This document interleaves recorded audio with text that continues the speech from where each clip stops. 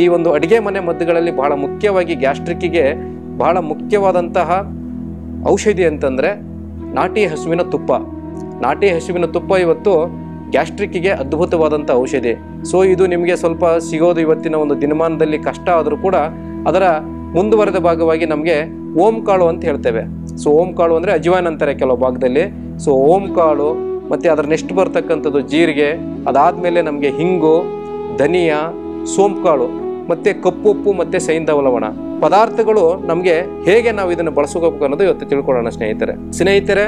ಇವತ್ತು ಪ್ರಮಾಣ ಹೇಳೋದಾದರೆ ನಿಮಗೆ ಈ ಓಂ ಕಾಳು ಇದೆಯಲ್ವಾ ಸುಮಾರು ಒಂದು 100 ಗ್ರಾಮು, ಈ ಸೋಂಪು ಕಾಳು ಇದೆಯಲ್ವಾ ಇದೊಂದು 100 ಗ್ರಾಮು, ಸೊ ಧನಿಯಾ ಒಂದು 100 ಗ್ರಾಮು ಮತ್ತು ಜೀರಿಗೆ ಒಂದು 100 ಗ್ರಾಮು. ಈ 4 ಪದಾರ್ಥಗಳನ್ನು ನಾವು ಈಕ್ವಲ್ ಕ್ವಾಂಟಿಟಿಯಲ್ಲಿ ತಗೊಂಡು ಸಮ ಪ್ರಮಾಣದಲ್ಲಿ ತಗೊಂಡು ಸೊ ಇದನ್ನು ನಾವು ಹಂಚ ಮೇಲೆ ಸ್ವಲ್ಪ ಬೆಚ್ಚಗೆ ಹುರ್ಕೋಬೇಕು.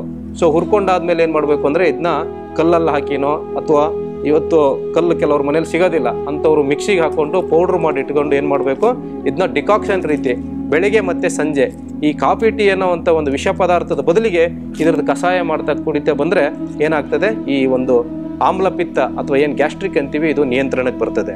ಇದ್ರ ಜೊತೆಗೆ ಈ 4 ಒಂದು ವಸ್ತುಗಳ ಜೊತೆಗೆ ಈ ಕಪ್ಪುಪ್ಪು ಅಂತ ಬರ್ತದೆ, ಈ ಬ್ಲ್ಯಾಕ್ ಸಾಲ್ಟ್ ಅಂತಾರೆ, ಕೆಲವು ಭಾಗದಲ್ಲಿ ಏನಂತಾರೆ ಇದಕ್ಕೆ ಪಾನಿ ಉಪ್ಪುನು ಅಂತಾರೆ.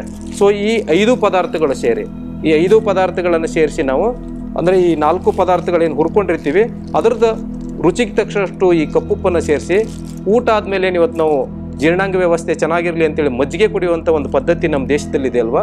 ಆ ಮಜ್ಜಿಗೆಗೆ ಈ ರುಚಿಗೆ ತಕ್ಕಷ್ಟು ಈ ಪುಡಿನ ಹಾಕ್ಕೊಂಡು ಕುಡಿತಾ ಬಂದರೂ ಕೂಡ ನಮಗೇನಾಗ್ತದೆ, ಗ್ಯಾಸ್ಟ್ರಿಕ್ ಸಂಪೂರ್ಣವಾಗಿ ಹತೋಟಿಗೆ ಬರ್ತದೆ. ನೋಡಿ ಇದರಲ್ಲಿ ನಾಟಿ ಹಸುವಿನ ತುಪ್ಪ ಒಂದು ಔಷಧಿ ಮತ್ತು ಜೀರಿಗೆ, ಓಂಕಾಳು, ಧನಿಯಾ, ಸೋಂಪು ಕಾಳು ಇವನ್ನ ಹುರಿದು ನಾವು ಕಷಾಯದ ರೀತಿ ಕುಡಿಯುವಂಥದ್ದು ಒಂದು ಔಷಧಿ. ಹಾಗೆಯೇ ಇದೇ ಕಷಾಯದ ಪುಡಿಗೆ ರುಚಿಗೆ ತಕ್ಕಷ್ಟು ಉಪ್ಪು ಬೆರೆಸ್ಕೊಂಡು ಊಟ ಆದಮೇಲೆ ಮಜ್ಜಿಗೆಗೆ ಹಾಕ್ಕೊಂಡು ಕುಡಿಯೋದು ಕೂಡ ಒಂದು ಗ್ಯಾಸ್ಟ್ರಿಕ್ಕಿಗೆ ಔಷಧಿ.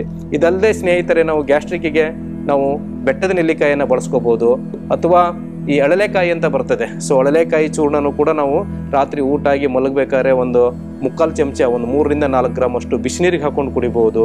ಹಾಗೆ ಈ ದೊಡ್ಡಪತ್ರೆ ಎಲೆ ಅಂತ ಪ್ರತಿಯೊಬ್ಬರ ಮನೆಯಲ್ಲೂ ಕೂಡ ಇರ್ತದೆ. ಸೊ ಈ ದೊಡ್ಡಪತ್ರೆ ಎಲೆನ ನಾವು ಈ ಚಟ್ನಿ ರೀತಿನೋ ಅಥವಾ ಸಾಂಬಾರ್ಗೆ ಹಾಕೊಂಡೋ ಅಥವಾ ತಂಬುಳಿ ಅಂತ ಮಾಡ್ತಾರಲ್ವ ಆ ರೀತಿ ಮಾಡಿಕೊಂಡು ಕೂಡ ನಾವು ಗ್ಯಾಸ್ಟ್ರಿಕ್ ಸಮಸ್ಯೆನ